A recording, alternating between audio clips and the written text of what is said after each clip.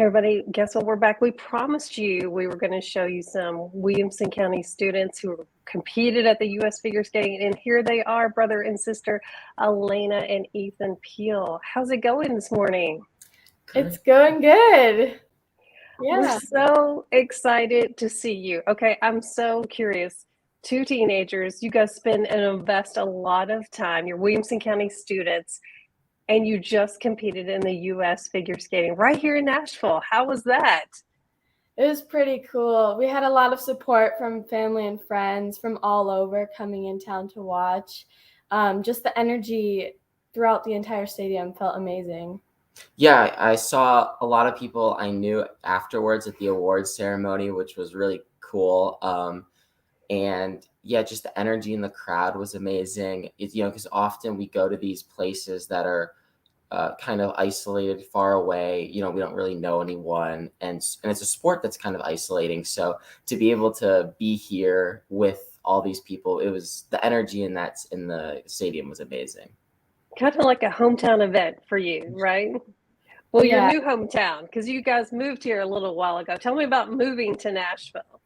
Yeah, we moved here about 2 years ago almost from Chicago. It was kind of a big jump. We've moved almost 7 times. It's been crazy. Oh, wow. Yeah.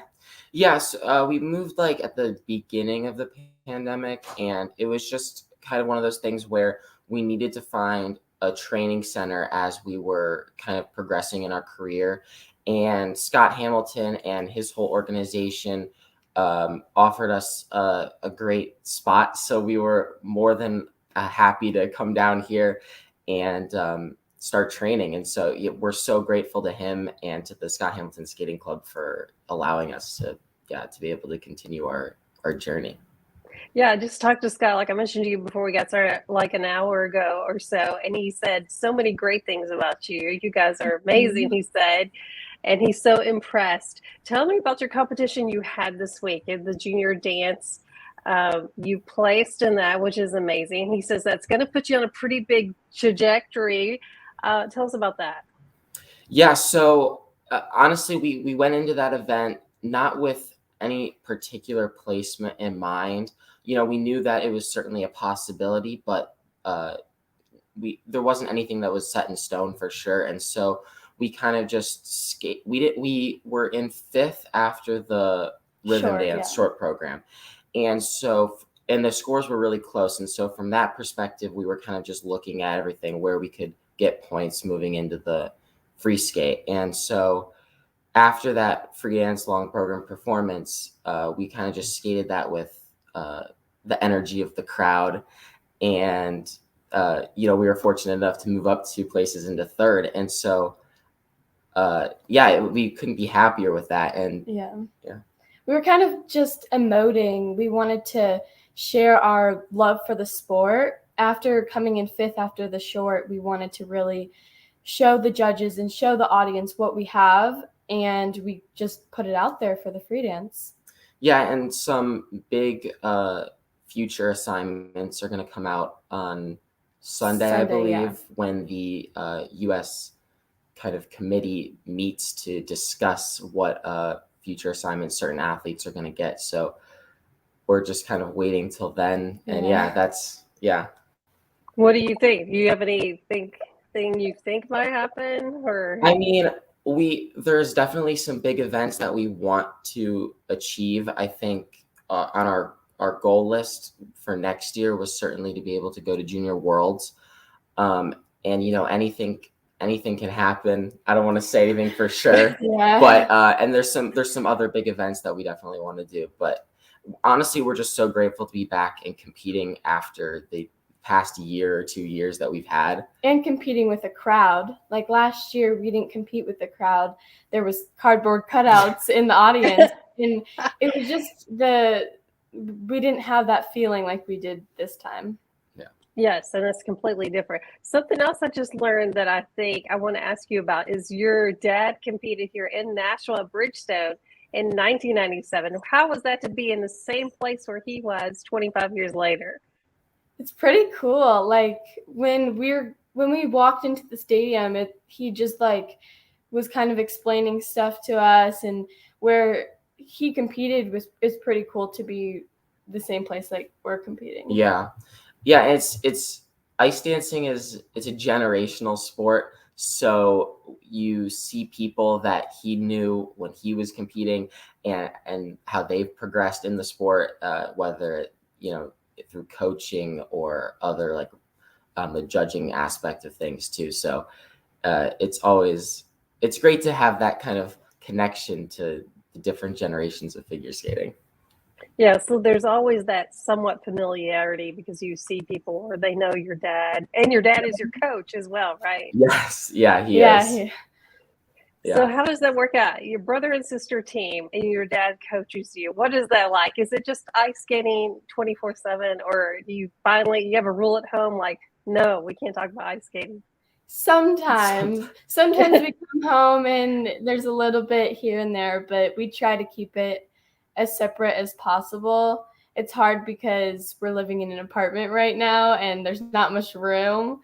So yeah, it gets hard. The skating talk flows throughout the house. Yeah.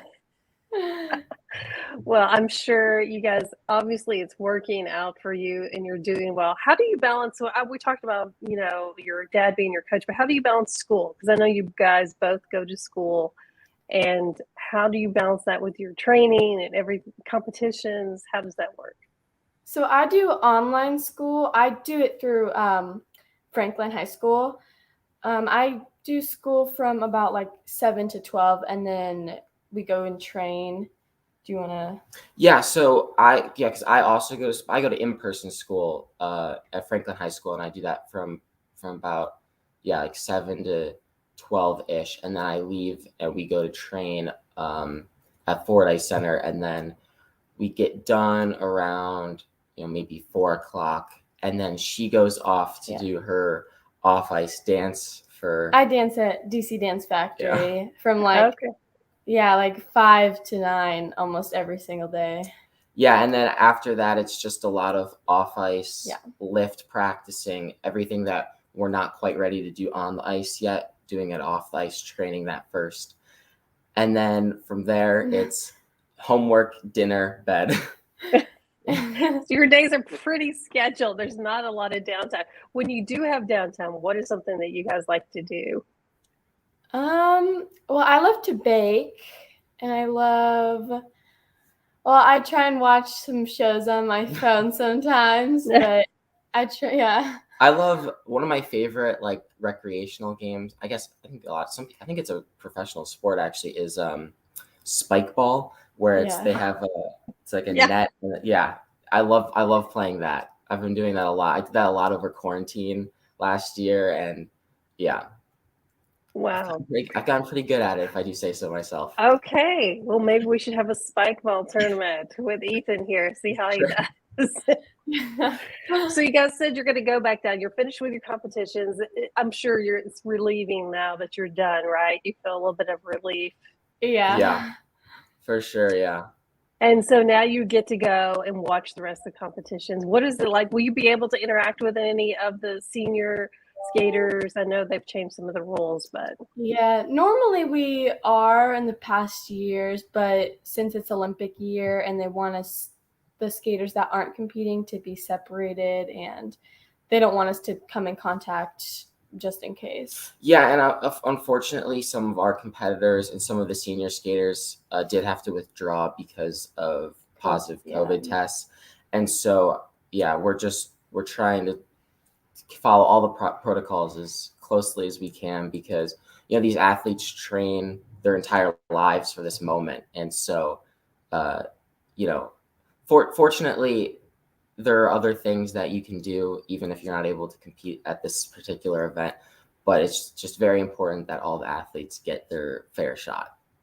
Yes. So you'll be able to watch and maybe not spend as much time with those other competitors as you would. We saw a lot of them at earlier practices earlier in the week, and we wish them all good luck. Yeah. So it's a big family.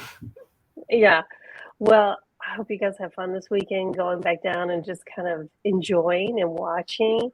let everybody know where they can follow you and keep up, because it's so fun to have someone local being a part of the Scott Hamilton school there at club, I think he calls it, and then competing. Yeah, so you can follow us on Team Peal on Instagram. We both also have our own Instagrams, but if you want to follow our skating journey in particular, our Team Peal Instagram page is a good place to do that. We also have a YouTube channel where sometimes we post some of our performances. And yeah. Yeah. Well, my Instagram's Eliana Peal. Yours is It's just my name, Ethan. Ethan. Yeah. But But yeah. we also have a behind the scenes account on Instagram. It's like E_squared_Peal. We post videos and behind the scenes stuff at practices there. Yeah. All right. Well, it's been great checking in with you guys. Congratulations. We can't wait to hear more news. We're crossing our fingers. Thank you so much. Yeah. And you guys, please go give them a follow. Go see. We just talked to Scott. There's tickets available. You can go see the U.S. Figure Skating Championship this weekend, Saturday, Sunday. Big days. Lots happening. Do you have a favorite you think will win? Do you want to make any predictions? I know they're all your friends. I'm very excited to watch Nathan Chen skate. I think that,